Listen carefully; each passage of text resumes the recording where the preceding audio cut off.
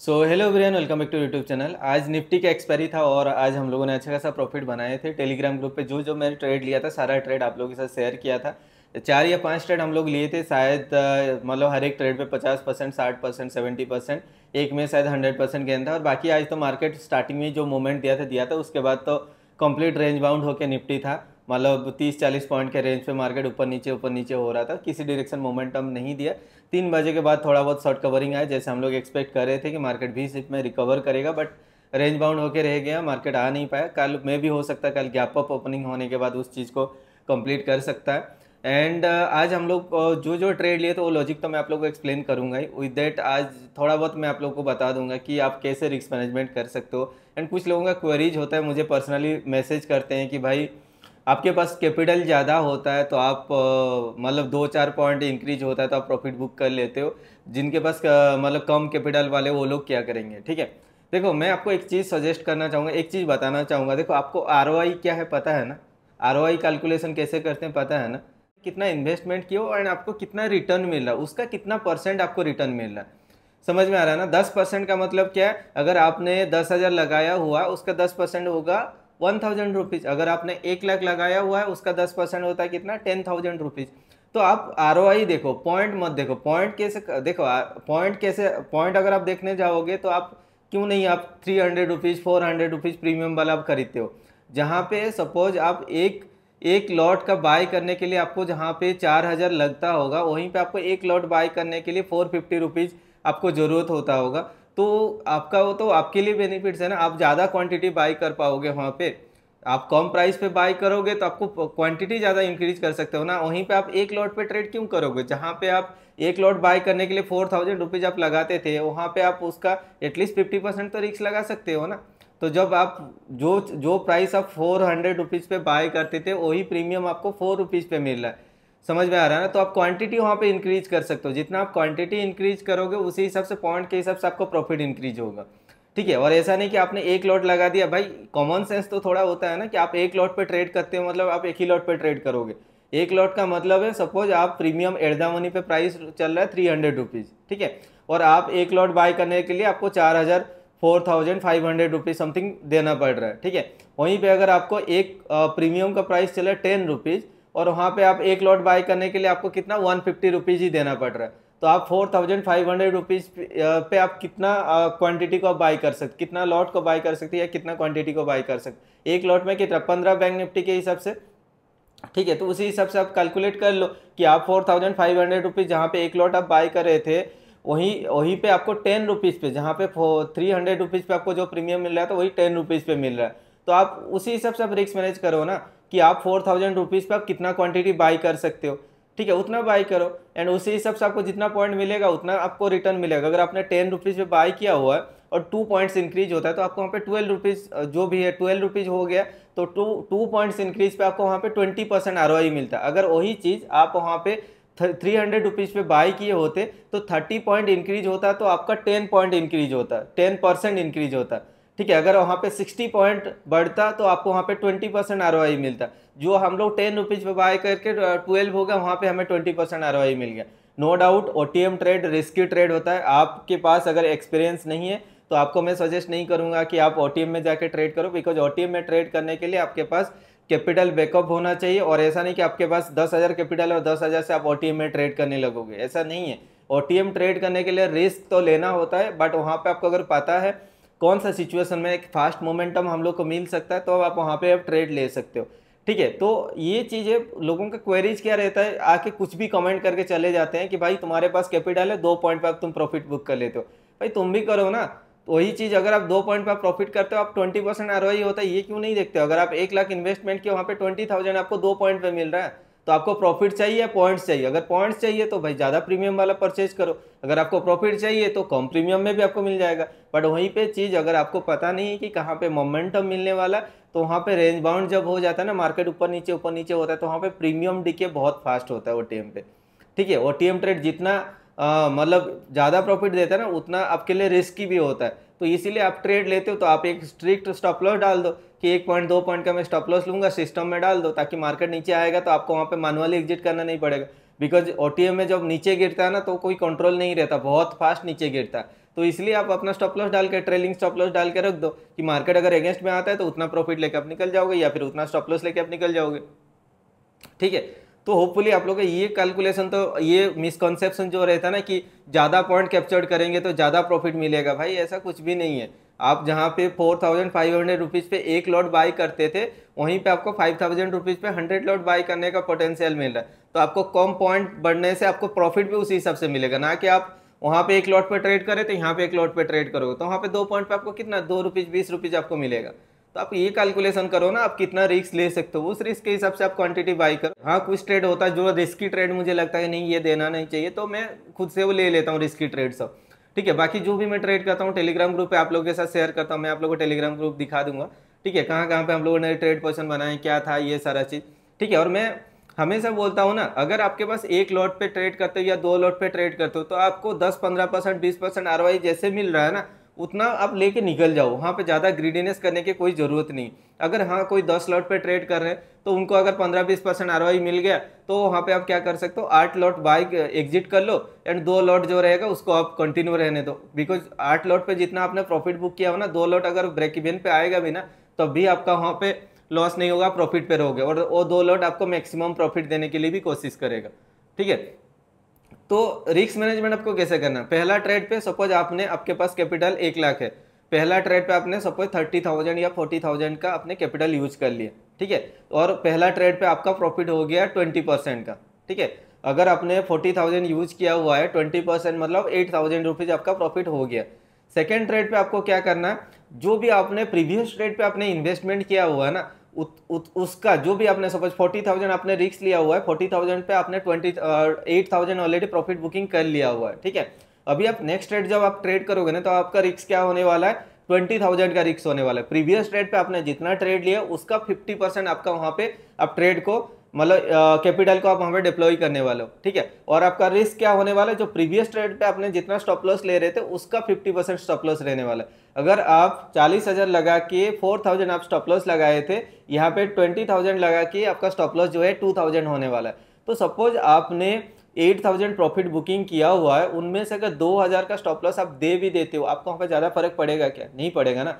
वहीं पे अगर 20,000 लगा के आपको फिर से 20% आपको मिल जाता है या 10% भी मिल जाता है, फिर भी आपको वहाँ पे 2 से 4,000 फिर से प्रॉफिट मिल जाता है, तो आपका वो प्रॉफिट में ऐड हो जाता है। फिर जब आप ट्रेड करोगे आप क्या करोगे, प्रीवियस वाला ट्रेड पे आप जितना रिस्क लिए थे उसका फिर 50% करोगे। तो ऐसे ऐसे करके आप ट्रेड करोगे तो आपको होगा। बिकॉज देखो, अपॉर्चुनिटी आपको दिन में 4-5 अपॉर्चुनिटी तो मिलेगा ही मिलेगा।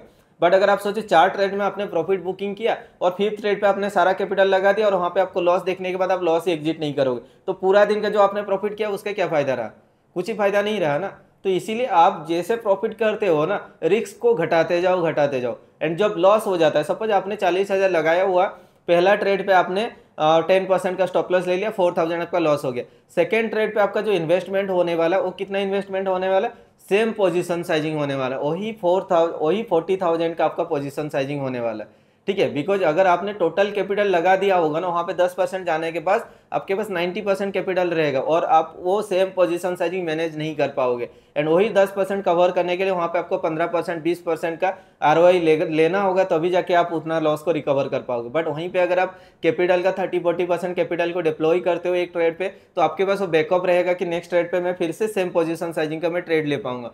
तो पहला ट्रेड पे अगर मैंने 10% दिया है, सेकंड ट्रेड पे मैं 10% 15% गेन करूंगा तो मैं फिर प्रॉफिट में आ ही जाऊंगा। ठीक है, बट आप लोग क्या करते हो, पहला ट्रेड पे सबसे ज्यादा रिस्क ले लेते हो, स्टॉप लॉस बड़ा ले लेते हो, उसके बाद आप जब आप ट्रेड लेने आते हो आपको डर लगता है, वहाँ पे आप कैपिटल यूज नहीं कर पाते हो, छोटा रिस्क लेते हो, उस पर ज्यादा पॉइंट मिलता है, फिर भी आपका लॉस रिकवर नहीं होता। तो इसलिए मैं हमेशा बोलता हूँ जब आप प्रॉफिट करते हो तो अपना रिस्क को घटाते जाओ, और जब आप लॉस करते हो तब अपना पोजीशन साइजिंग को सेम रखो। इतना अगर आप कर दोगे तो आपको मतलब आपका रिस्क मैनेजमेंट ऑटोमेटिकली हो जाएगा। एंड 10-12% से ज़्यादा आप स्टॉप लॉस लेने के लिए कभी सोचना भी मत। ठीक है, और हमेशा जो भी आपने प्रॉफिट बुकिंग किया ना, वो प्रॉफिट से कुछ % आप लेके जाने के लिए कोशिश करो, ना कि आप मार्केट को देने के लिए। आपने सुबह प्रॉफिट बुक किया और शाम को प्रॉफिट दे दिया तो क्या फायदा हुआ आपका ट्रेड करने का। ठीक है, इसलिए मैं हमेशा बोलता हूँ प्रॉफिट का कुछ % रिस्क ले लो, इसका कुछ % कैपिटल का इतना % रिस्क ले लो, इसलिए बोलता हूँ ताकि आप अपने प्रॉफिट को सेव कर पाओगे। आप लोग ये सोचते नहीं कि आप सोचते हो कि मैं एक ही दिन में सबको 10 गुना 15 गुना करता जाऊंगा, तो ये तो मतलब एक इन प्रैक्टिकल चीज हो गया कि हर एक दिन तो वो होगा नहीं। ठीक है, चलो जो भी चीज़ हुआ अभी चलते हैं स्क्रीन के सामने, जो भी ट्रेड लॉजिक है वो मैं आपको एक्सप्लेन करूंगा, उसके बाद देखेंगे। कल मैंने आप लोगों को एक चीज़ बताया था, अगर आप लोगों ने ध्यान दिया होगा, मैं बोला था फ्लैट या गैप डाउन ओपनिंग होगा ना तो मैं डाउन साइड के ट्रेड को प्रीफर करने वाला हूँ। अगर बड़ा गैप अप ओपनिंग होगा थोड़ा रिट्रेसमेंट के बाद मैं ऑफ साइड के लिए ट्रेड लेने के लिए कोशिश करूंगा। अदरवाइज अगर फ्लैट या गैप डाउन ओपनिंग होता है मैं डाउन साइड के लिए ट्रेड लेने के लिए कोशिश करूंगा, ठीक है। कुछ लोगों का ये क्वेरीज था कि भाई यहाँ पे ये जो आप ट्रेड देख रहे हो मतलब ये जो रिवर्सल पॉइंट हम लोग कैसे फाइंड आउट करेंगे। कल मैंने आप लोग को क्या दिखाया था, कल मैंने आपको क्या दिखाया था, ओपनिंग से आज का ओपनिंग से प्रीवियस दिन का क्लोजिंग तक अगर आप फिब को ड्रॉ करते हो तो आपको यहाँ पे क्या मिलता है। अगर आप देखोगे आज का ओपनिंग से प्रीवियस दिन का क्लोजिंग तक अगर आप फिब को ड्रॉ करते हो तो 0.55 का रिवर्सल होता है, ठीक है। तो मैंने यहाँ पे कहाँ पे किया था, आप देखो ये ग्रीन कैंडल था और ये एक रेड कैंडल था, ठीक है। ये कभी कभी ओपनिंग से क्लोजिंग करना पड़ेगा, कभी कभी क्लोजिंग से मतलब क्लोजिंग से क्लोजिंग भी करना पड़ेगा, ठीक है। ये डिपेंड करेगा कैंडल के ऊपर। अगर यहीं पे ये रेड कैंडल बनेगा और ये ग्रीन कैंडल बनेगा ना तो मैं रेड कैंडल का क्लोजिंग से इसका मतलब ग्रीन कैंडल का टॉप तक मैं वहाँ पे ड्रॉ करने वाला हूँ, ठीक है। तो ये होता है, कभी कभी क्लोजिंग से क्लोजिंग किया जाता है, कभी कभी क्लोजिंग से ओपनिंग किया जाता है, तो वो डिफरेंट कंडीशन है। इसका मैं सेपरेट एक वीडियो बनाऊंगा, उस पर ज़्यादा कन्फ्यूज होने की कोई जरूरत नहीं। कल मैंने आपको बताया था बहुत बड़ा जब गैप अप या गैप डाउन ओपनिंग होता है तो हम लोग डायरेक्टली वहाँ पे उसको टारगेट नहीं कर सकते हैं कि वो प्रीवियस दिन का क्लोजिंग का लेवल तक आएगा। तो उस केसेस में हम लोग क्या करते हैं, आज का ओपनिंग से प्रीवियस दिन का क्लोजिंग तक मैं फिब को अगर ड्रॉ करता हूँ तो मुझे यहाँ पे 0.55 का लेवल मिला जहाँ से मार्केट घुमा। एंड वही सेम चीज़ अगर आप देखोगे यहाँ पे मैंने कैसे ड्रॉ किया था, इस लेवल पे अगर आप ये आज का पहला जो 5 मिनट कैंडल है उसका क्लोजिंग से मैंने यहाँ पे उसका प्रीवियस वाला दिन का क्लोजिंग तक लेके मैंने फिब को ड्रॉ किया, ठीक है। प्रीवियस दिन का क्लोजिंग है ये वाला प्रीवियस दिन का क्लोजिंग है और ये आज का पहला 5 मिनट कैंडल का क्लोजिंग है। तो मैंने यहाँ से यहाँ तक फिब को ड्रॉ किया तो ऊपर साइड पे देखो सेम यहाँ पे 0.55 का लेवल था, ठीक है। तो ये जब बहुत बड़ा गैप अप या गैप डाउन ओपनिंग होता है ना तो उस केसेस में हम लोग डायरेक्टली प्रीवियस दिन का क्लोजिंग को टारगेट नहीं कर सकते। उस केसेस में हम लोग क्लोजिंग से क्लोजिंग, कभी कभी क्लोजिंग से ओपनिंग, ओपनिंग से क्लोजिंग को लेके हमें फिब को ड्रॉ करना पड़ता है। कौन सा कंडीशन में क्या होगा वो उसका मैं एक सेपरेट वीडियो बनाऊंगा, ठीक है। तो ओवरऑल देखो यहाँ पे 0.55 का लेवल था जहाँ से मार्केट ये रिवर्सल होने का चांसेस था। ये तो आपको ये एक रिवर्सल लेवल पता चल ही गया, ठीक है। एंड यही सेम चीज़ मैं वहाँ पे क्या देख रहा था मैं आपको दिखा रहा हूँ। मैंने आप लोग को एक कंडीशन बताया था, अगर आपको पता है मतलब निफ्टी पे ये कंडीशन मैंने आपको बताया था, ठीक है। Market suppose gap up opening हो, गैप डाउन ओपनिंग हो, कुछ भी हो, वो नीचे आता है, ठीक है। पहला 1 मिनट कैंडल का लो को ब्रेकआउट करके उसके नीचे क्लोजिंग नहीं करता, उसके बाद ऊपर चला जाता है, ठीक है। उसके बाद मार्केट क्या करता है, यहाँ से नीचे आता है, आने के बाद ये जो है प्रीवियस दिन का मतलब आज का जो भी ओपनिंग है उस लेवल के आसपास आके फिर से सपोर्ट लेता है, ठीक है। सपोर्ट लेने के बाद ऊपर जाने के बाद फिर मार्केट एक लोअर हाई क्रिएट करके एक डाउन साइड के लिए एक फॉल देता है। ये मैंने निफ्टी पे ये कंडीशन आपको एक्सप्लेन किया हुआ था, ठीक है। एंड सेम चीज़ अगर आपको दिखाता हूँ मैं यहाँ पे 1 मिनट कैंडल करके दिखा, मैंने ये टेलीग्राम ग्रुप पे ये सारा चीज़ भी पोस्ट किया हुआ था, ठीक है। मैं लॉजिक भी बता देता हूँ कभी कभी ताकि आपको ये अंधाधुन आपको ट्रेड करना ना पड़े, ठीक है। ओवरऑल अगर आप देखो ये हमारा पहला 1 मिनट का कैंडल था, ठीक है। ये अगर आप देखते हो पहला 1 मिनट का कैंडल था, ये डोजी आपको दिख रहा है छोटा सा, आप ये समझ लेना ये आपका रेड डोजी ही है, ठीक है। रेड डोजी हो या ग्रीन डोजी हो कुछ भी हो, देखो इसका लो को ब्रेकआउट कर पाया क्या, नहीं कर पाया। मार्केट नीचे आया, ऊपर चला गया, इसने हाई को ब्रेकआउट किया, ठीक है। इसने हमारा इसका हाई को ब्रेकआउट किया तो लोग क्या है ना एक चीज़ देख लिया कि यहाँ पे मार्केट इस पॉइंट से रिजेक्शन लेके सपोर्ट लेके ऊपर गया, इसका लो को ब्रेकआउट नहीं कर पाया, फिर यहाँ पे हाई को ब्रेकआउट किया तो यहाँ पे कुछ बायर्स आएंगे, रिट्रेसमेंट के बाद कुछ बायर्स आएंगे। तो ये जितना बायर्स आया है, ये बायर्स जो भी आए हैं, ये भी जो भी बायर्स है, इनको निकालने के लिए मार्केट को एक बार नीचे साइड के लिए आना था, ठीक है। एटलीस्ट इसके नीचे या फिर इसके नीचे तक आना चाहिए था। एंड उस टाइम अपना निफ्टी को अगर मैं जाके दिखाता हूँ तब वो क्या कर रहा था, 0.5618 के आसपास मार्केट रिवर्सल कर रहा था, ठीक है। वो कहाँ पे था, ये अगर आज का दिन का है, यहाँ से अगर मैं इस बॉटम तक मतलब जो भी स्विंग था, अगर आप देखो इस पॉइंट से यहाँ तक अगर मैं ड्रॉ करता हूँ, ये पहला इम्पल्स था, यहाँ से यहाँ तक ड्रॉ करता हूँ तो उसका देखो 0.55 के नीचे ये मार्केट सस्टेन कर रहा था। मैंने ये टेलीग्राम ग्रुप पे ये चीज़ पोस्ट भी किया था, अगर आप जाके देखोगे ना, पहला वाला जो ट्रेड हम लोग लिए थे, यहाँ पे देखो मैंने लिखा था as per trap trading bank Nifty has trapped the buyers and Nifty holding below 0.5 and 0.618 zone so expecting a down move. मैंने यहाँ पे ये वाला पॉइंट देखा था कि मार्केट ये 0.5 एंड 0.618 के नीचे मार्केट सस्टेन कर रहा है। एंड सेम चीज़ अगर मैं बैंक निफ्टी को जाके देखता हूँ, उसने हमारे इसका हाई को ब्रेकआउट किया, रिट्रेसमेंट लिया, ऊपर चला गया। दैट मीन्स यहाँ पे ऑलरेडी बायर्स ट्रैप हो चुके हैं, तो उस बेसिस पे मार्केट को बैंक निफ्टी को थोड़ा डाउन साइड का एक मोमेंटम देना चाहिए। एंड निफ्टी भी अपना 0.5 एंड 0.618 के नीचे सस्टेन करा था, तो यहाँ से मैं एक डाउन साइड के लिए ट्रेड एक्सपेक्ट करता। एंड मैंने आप लोग को ये कंडीशन भी बताया हुआ है, मैं इसका सेटिंग को ना डिफॉल्ट कर देता हूँ। आप लोग बताना जो मैंने ये वाला वीडियो बनाया था, या फिर लाइव पे शायद मैंने, या फिर आई थिंक प्रीवियस वाला वीडियो पे, शायद कल का नहीं उसका प्रीवियस वाला वीडियो पे शायद मैंने एक्सप्लेन किया था कि अगर मार्केट ना ऐसे वर्टिकली गिरता है बिना रिट्रेसमेंट के, अगर आप देखो ये पहला कैंडल है, एक ही कैंडल रिट्रेसमेंट है, यहाँ पे रिट्रेसमेंट नहीं था, यहाँ पे सॉलिड अगर ऐसे फॉल होता है तो उस केसेस में हम लोग पहला 1 मिनट कैंडल का कंप्लीट क्या कर सकते हैं, उसका 50% नहीं करेंगे। अगर मार्केट यहाँ से एक रिट्रेसमेंट देता 0.5 0.618 के आसपास, तो उसका आधा करके हम लोग वहाँ पे डाउन साइड के एक्सटेंडेड लेवल ड्रॉ करते। अगर मार्केट ऐसे वर्टिकली गिरा हुआ है तो उस केसेस में हम लोग क्या करेंगे, पहला 1 मिनट कैंडल का बॉटम से टॉप को लेके फिब को ड्रॉ करेंगे। एंड बॉटम साइड पे जो लेवल होने वाला है वो हमारा फिब का एक्सटेंडेड लेवल होने वाला मैक्सिमम। मार्केट यहाँ तक आएगा, उसके बाद ऊपर जाने का चांसेस है। तो मैंने ये वाला लेवल एक्सपेक्ट करा था। ये कौन सा लेवल था, अगर आप देखो 19,735 लेवल मैंने आप लोगों को बोला था। 19,735 के ऊपर सस्टेन करता है तो मार्केट बुलिश रहेगा, मैंने बोला था। ठीक है, अगर आप देखो यहाँ पे आके मार्केट ऊपर गया भी था, हम लोगों ने कॉल साइड के लिए पोजीशन बनाए भी थे। उसके बाद मार्केट देखो नीचे आके ये वाला जो बॉटम वाला लेवल था 4.236 के लेवल के आसपास आया। मार्केट देखना लास्ट में आया होगा, उसको टच करके मार्केट ऊपर गया होगा। ठीक है, अगर ओवरऑल देखोगे तो मार्केट यहाँ तक आया, इसको टच करके फिर मार्केट ऑफ साइड के लिए गया होगा। दैट मीन्स नीचे वाला जो मार्केट स्ट्रक्चर था इसने ऑलरेडी कंप्लीट कर चुका है। तो पहला ट्रेड के पीछे लॉजिक वही था कि मार्केट ने हाई को ब्रेकआउट किया था, यहाँ पे बायर्स आ चुके थे, यहाँ पे बायर्स आ चुके थे। जब यहाँ पे लोग नॉर्मल रिटेलर यहाँ पे बाइंग करेंगे तो वहाँ पे ऑपरेटर डाउन साइड के लिए जाएगा। जब ऑपरेटर डाउन साइड के लिए जाएगा तो निफ्टी को भी मार्केट नीचे लेके आने के लिए कोशिश करेगा। एंड सेम टाइम अगर मैं इसको यहाँ से यहाँ तक ये कंप्लीट स्विंग का 0.5 0.618 के नीचे मार्केट सस्टेन कर रहा था, तो उस बेसिस पे हम लोग एक डाउन साइड के लिए ट्रेड एक्सपेक्ट किए थे। और इसी ट्रेड पे आई थिंक हमें 100% ROI ट्रेड मिला था। बट नो डाउट हम लोगों ने 50% के आसपास ROI पे टोटल प्रॉफिट बुकिंग किए थे।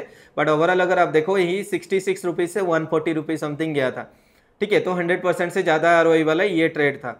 ठीक है, तो ये लॉजिक आपको समझना होगा कि मार्केट पे क्या हो रहा है। एंड सेम चीज़ अगर आप देखो ना, प्रीवियस दिन क्या किया था, निफ्टी वैसे ट्रैप किया था। अगर आप प्रीवियस दिन का आप देखोगे, प्रीवियस दिन पे जाके देखना निफ्टी वैसे सेम ट्रैप किया था। कैसे, मार्केट देखो नीचे आया, इसने लो को ब्रेकआउट नहीं कर पाया, ऊपर गया, हाई को ब्रेकआउट किया, ऊपर जाने के बाद एक रिट्रेसमेंट लेता है, कुछ बायर्स को फिर से बुलाता है, उसके बाद देखो मार्केट नीचे लेके आता है।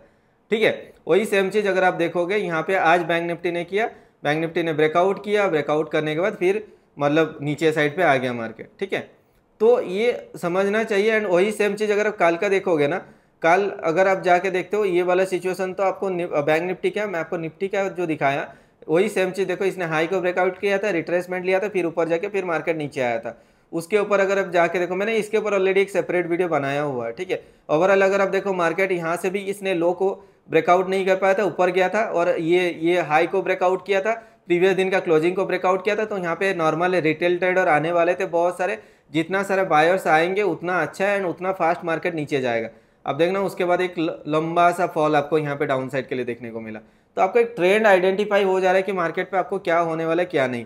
एंड सेम चीज़ अगर आप देखो, बहुत सारे फैक्टर्स देखना पड़ता है, एक ट्रेड देख के आप ऐसे डिसाइड नहीं कर सकते हो। ठीक है ना, अगर मैं आपको दिखाता हूँ 5 मिनट कैंडल करके, आप देखो 5 मिनट के हिसाब से क्या हुआ, पहला कैंडल अपना क्या बना, यहाँ पे अगर आप देखते हो पहला कैंडल रेड बना, सेकंड कैंडल ग्रीन बना। तो ऐसे कैसे से मैं क्या करूँगा, यहाँ से यहाँ तक लेके फिब को ड्रॉ करने वाला हूँ। ठीक है, और इसका मैं जो भी हम लोग सेटिंग यूज करते हैं वो सेटिंग यूज करेंगे। ठीक है, तो हमारे लिए रिवर्सल लेवल क्या था, अगर मैं ऐसे कंसिडर करता हूँ तो हमारे लिए रिवर्सल लेवल था। ठीक है, बट मार्केट जब तक मैंने आपको बोलता हूँ कि 0.55 के ऊपर है तब तक आप सोचना कि मार्केट ऊपर जाएगा। अगर मार्केट इसके नीचे आ गया ना, रिट्रेसमेंट पे आपको एंट्री मिल रहा है, तो आपको वहाँ पे डाउन साइड के लिए आपको ट्रेड मिल जाएगा। ठीक है, एंड अगर जब इसको ये मार्केट ब्रेकआउट करेगा ना, तो इसका डायरेक्शन आप चेंज कर लेना, ऊपर से नीचे को फिब को ड्रॉ कर लेना। ठीक है, ऊपर से नीचे को ड्रॉ करोगे तो नीचे 4.236 के आसपास मार्केट का पेंडिंग मूवमेंट है। हो सकता है कल इधर फ्लैट या कुछ ओपनिंग होने के बाद ये नीचे आए और ये 4.33 का जो लेवल है इसको कंप्लीट करने के बाद फिर ऊपर साइड के लिए जा सकता है। ठीक है, तो आज का ट्रेड के पीछे अगर आप देखो, पहला ट्रेड का लॉजिक तो आई थिंक आप लोग को समझ में आ गया होगा। ठीक है, उसके बाद हम लोग कब ट्रेड लिए थे मैं आपको दिखाता हूँ। बहुत लोगों ने होल्ड किया था अगर आप देखो। उसके बाद हम लोग ट्रेड लिए थे यहाँ पे 31 रुपीज़ पे ट्रेड लिए थे। अगर आप देखो 10:08 मतलब 11:38 के आसपास हम लोग लिए थे इंडिया का टाइमिंग के हिसाब से, ठीक है। 11:38 पे हम लोग क्या देखे थे, क्या देख के मैंने ट्रेड लिया था वो मैं आपको दिखाता हूँ, ठीक है।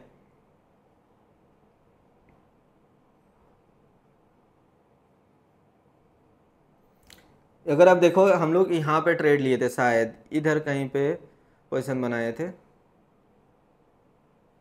11:38, शायद इधर कहीं पे एक पोजीशन बनाए थे, बिकॉज यहाँ पे क्या कर रहा था, इस पॉइंट पे इधर कहीं पे ये सपोर्ट लेने के लिए कोशिश कर रहा था, ठीक है। तो इधर कहीं पे हम लोग के पोजीशन बनाए थे जिसपे हमें 20% के आसपास आरओई ट्रेड मिला था, ठीक है। 32 से 38 समथिंग गया था, ठीक है। 31 से 38 20% से ज़्यादा गया था, ठीक है। उसके बाद वाला ट्रेड अगर आप देखोगे हम लोग ये ट्रेड लिए थे 10, अगर आप देखो 10:57 मतलब 11 मतलब वही 12:27 के आसपास हम लोग कॉल साइड के लिए लिए थे। 12:27 आप देखना, तब मार्केट ने क्या किया था, इसने इस लो को ब्रेकआउट किया था। यहाँ पे मार्केट सपोर्ट ले रहा था या फिर इधर कहीं पे 12:27 मतलब आई थिंक मुझे जितना याद आ रहा है इधर कहीं पे ही है, ठीक है। इधर कहीं पे ही शायद हम लोग ट्रेड पोजीशन बनाए थे, ठीक है। इस पे भी शायद हमें 9 से 15 समथिंग गया था, ठीक है। तो आपको मोमेंटम पता होना चाहिए कि आप कहाँ पे ट्रेड ले रहे हो, क्यों ट्रेड ले रहे हो, ठीक है। अगर आप देखो 9 से 15 तक के आसपास गया था शायद, इस पे भी शायद 50% के आसपास आरओई ट्रेड था, ठीक है। उसके बाद हम लोग फिर से वही वाला ट्रेड 10 पे बाय किए थे और ये 16 या 17 तक गया था, ठीक है। तो देखो कॉल साइड के लिए भी हम लोगों ने ट्रेड लिए, पुट साइड के लिए भी ट्रेड लिए, बिकॉज कॉल साइड के लिए क्यों ट्रेड ले रहे थे, जैसे ये अपना इसके ऊपर सस्टेन कर रहा था ना 19,735 के ऊपर सस्टेन कर रहा था, तो हम लोग एक्सपेक्ट कर रहे थे कि मार्केट यहाँ पे एक V शेप में रिकवर देगा और ये जो लेवल आप देख रहे हो ये 0.5 एंड 0.618 का जोन जिसको मार्केट छोड़ के आया वहाँ तक मार्केट को एक बार जाने के लिए कोशिश करेगा।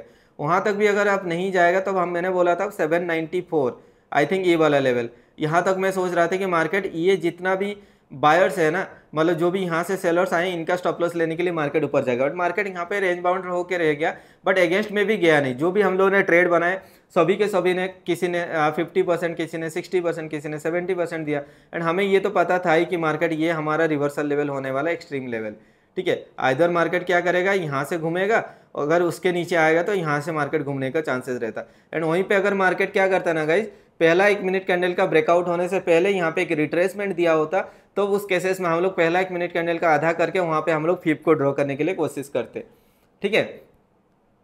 एंड बैंक निफ्टी का अगर आप ट्रेड देखोगे सही वही सेम चीज़, जैसे मैंने आपको बोला कि मार्केट अगर इसने यहाँ पे ये क्या हुआ है, ठीक है, इसने हाई को ब्रेकआउट किया, ट्रैप किया, तो उस केसेस में आप इसको कंसिडर कर सकते हो। एंड ओवरऑल अगर आप देखो हमने क्लोजिंग से ड्रॉ किया यहाँ तक, ये 0.55 का लेवल था, अगर उसको भी वो पता नहीं आपको तो आप क्या कर सकते हो, यहाँ से आप इसका 50% को कंसिडर कर सकते हो, पहला 1 मिनट कैंडल का 50% का आप कंसिडर कर सकते हो। अगर ग्रीन कैंडल है तो बॉटम से टॉप तक लेके हमें फिप ड्रॉ करना है, ठीक है। सेटिंग रहेगा अपना डिफॉल्ट वाला सेटिंग रहेगा, ठीक है। तो ओवरऑल अगर आप देखो मार्केट यहाँ तक आना चाहिए था, अगर मार्केट इस पॉइंट तक नहीं आया ना तो मार्केट क्या करेगा, नीचे आया फिर से वो क्या करेगा, आइदर सेम लेवल तक आएगा या फिर उसके नीचे जो लेवल है वहाँ तक मार्केट को एक बार आएगा, ठीक है।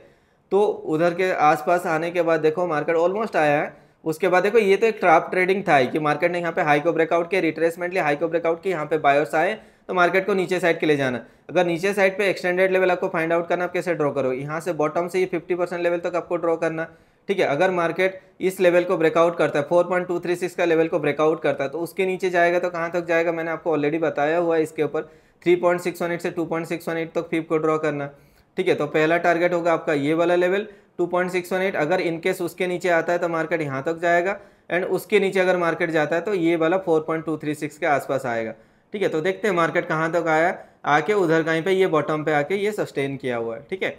तो ओवरऑल अब देखो ये आपको एक डायरेक्शन पता दे रहा है कि मार्केट किस डायरेक्शन में ट्रैप करे, उसी डायरेक्शन में उसका अपोजिट डायरेक्शन में आपको ट्रेड फाइंड आउट करने के लिए कोशिश करना है, ठीक है। ऐसे कहीं पे भी आपको ट्रेड नहीं लेना। अगर कभी कभी क्या करेगा, निफ्टी ऐसे ट्रैप करेगा, निफ्टी हाई को ब्रेकआउट करेगा या फिर लो पे ब्रेकआउट करेगा, रिट्रेसमेंट दिखाएगा, कुछ लोगों को ट्रैप करेगा, फिर ऊपर घूम जाएगा, ठीक है। तो ये होता है ट्रैप ट्रेडिंग, जो मैंने इसके ऊपर ऑलरेडी मैंने आपको वीडियो दिया हुआ है, ठीक है। आप जाके देखना, प्लेलिस्ट मैंने बनाया नहीं हुआ है, मैं टाइम निकाल के सभी का प्लेलिस्ट एक बना दूंगा, ठीक है। एंड काल का सिचुएशन अगर देखते हैं कल मार्केट कैसे के रिएक्ट कर सकता है। होपफुली आज का लॉजिक आपको समझ में आया होगा, ट्रेड हम लोग क्यों पोजीशन बनाए थे।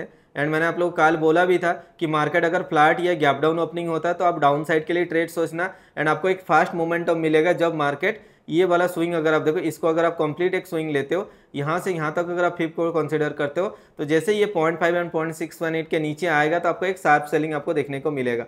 एंड ओवरऑल अगर आप देखते हो ये कंप्लीट जो भी बड़ा स्विंग था उस स्विंग का देखना एग्जैक्टली देखना 0.5 से मार्केट आज रिवर्सल लेके आया हुआ है। 21 मिनट कैंडल अगर आप देखते हो एग्जैक्टली मार्केट यहाँ पे ओपन होता है, ऊपर गया 0.5 का लेवल से मार्केट रिजेक्शन लेके नीचे आया, जैसे ही ये 0.618 के नीचे आया देखना ये लंबा सा फॉल दिया। क्यों लंबा फॉल दिया? बिकॉज जो भी लोग यहाँ पे बाइंग करके बैठे थे, यहाँ पे बाइंग करके बैठे थे, जब 0.618 के नीचे आ गया मार्केट तो इनका स्टॉप लॉस हिट हुआ, ये लोग डर के अपना पोजीशन काटने लगे, तो अब अपना यहाँ पे एक लंबा सा फॉल आपको यहाँ पे देखने को मिला है। तो ये तो मैंने आप लोग बोला ही था, अगर कल इनकेस गैप अप ओपनिंग होता तो रिट्रेसमेंट लेके इधर से ऊपर जाने का चांसेस था, और बट ये टर्म मैंने क्लियरली यूज किया था, फ्लैट या गैप डाउन ओपनिंग होगा तो आप वहाँ पे डाउन साइड के लिए ट्रेड पोजीशन बनाने के लिए कोशिश करना। एंड अभी अगर आप देखते हो ये वाला स्विंग का 0.5 एंड 0.618 को तो ऑलरेडी मार्केट ब्रेकआउट कर चुका है। ठीक है, अभी मैं क्या करने वाला हूँ, ये कंप्लीट स्विंग को मैं कंसीडर करने वाला हूँ यहाँ तक। ठीक है, इसको भी अगर मैं कंसीडर करता हूँ, अब स्टिल देखना इसने भी हमारा ये जो भी कंप्लीट स्विंग था जहाँ से मार्केट ऊपर गया था, रिट्रेसमेंट लिया था, फिर ऊपर गया हुआ था, तो ये कंप्लीट स्विंग का भी 0.5 0.618 के आसपास ऑलरेडी मार्केट आ चुका है। ठीक है, तो हम लोग एक्सपेक्ट करेंगे कल मार्केट अगर गैप अप ओपनिंग होता है इधर कहीं पे, ये रिट्रेसमेंट लेने के बाद ऊपर साइड के लिए जाना चाहिए। और वो ऊपर साइड के लिए कब जाएगा, मैं आपको पोजीशन आप कब बनाओगे, ये जो भी आप कंप्लीट स्विंग देख रहे हो ना, यहाँ से आप यहाँ तक आप मार्क कर देना। एंड आपके लिए 0.5 एंड 0.618 के जोन होने वाले ये वाला जोन। ठीक है, मार्केट अगर कल क्या करता है, इधर कहीं पे ओपनिंग होता है, सपोज इधर कहीं पे ओपनिंग होता है, ठीक है, तो थोड़ा रिट्रेसमेंट के बाद आप ऑफ साइड के लिए ट्रेड लेने के लिए सोचना। आपको ये वाला तो मेजर ट्रेंड का मैंने आपको बता दिया, 0.5 एंड 0.618 लेवल है। ठीक है, ये कंप्लीट स्विंग ऊपर से जो नीचे आया था उसका मैंने बता दिया। अभी अगर आप कल का सिचुएशन आप देखो, कल जहाँ से मार्केट नीचे गिरा है, यहाँ से मतलब आज जो भी गिरा होगा यहाँ से यहाँ तक अगर आप कंसिडर करोगे, उसके लिए 0.5 एंड 0.618 जोन जो होने वाला ये वाला जोन। ठीक है, अगर मार्केट क्या करता है कल फ्लैट या थोड़ा बहुत गैप अप ओपनिंग होता है, इधर कहीं पे ओपनिंग होता है, तो रिट्रेसमेंट के बाद आप यहाँ पे लॉन्ग साइड के लिए ट्रेड लेने के लिए सोचना। अगर कल मार्केट इधर कहीं पे फ्लैट ओपनिंग होता है, ये गैप डाउन ओपन होने के बाद यहाँ पे जाकर रेजिस्टेंस दिखाता है, तो आप यहाँ पे डाउन साइड के लिए ट्रेड लेने के लिए सोचना।